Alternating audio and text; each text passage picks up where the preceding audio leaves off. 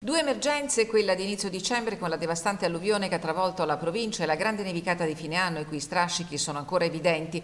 Battesimo di fuoco per il nuovo comandante provinciale dei Vigili del Fuoco, Antonio Del Gallo, 55 anni, originario di Pescara, con un ricco curriculum di specializzazioni e ora alla guida della sede di Belluno, operativa da poche settimane nella nuova caserma di via Col d'Aren. La nuova sede di qui di via Col d'Aren e quindi un impegno anche da un punto di vista logistico che il personale ha dovuto affrontare.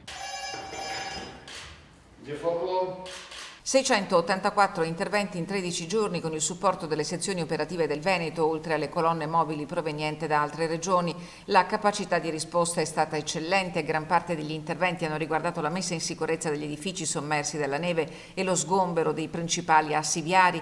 L'ambito territoriale è ampio e esteso, meno la dotazione organica che soffre, al pari di altre realtà, di una carenza fisiologica di personale. L'amministrazione in questi anni ha attivato una campagna di reclutamento molto importante, quindi ci aspettiamo che anche il comando di Belluno venga premiato in questo senso con l'arrivo di nuove forze.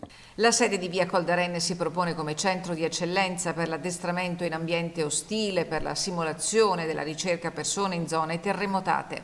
Abbiamo ricostruito uno scenario emergenziale a seguito di un terremoto e quindi dotato di tutta una serie di ostacoli e di impedimenti alla ricerca di eventuali persone superstiti. Negli ampi spazi del comando in questi giorni si sta svolgendo un corso nazionale per la formazione dei cinofili che oggi hanno offerto alle telecamere prova della loro abilità.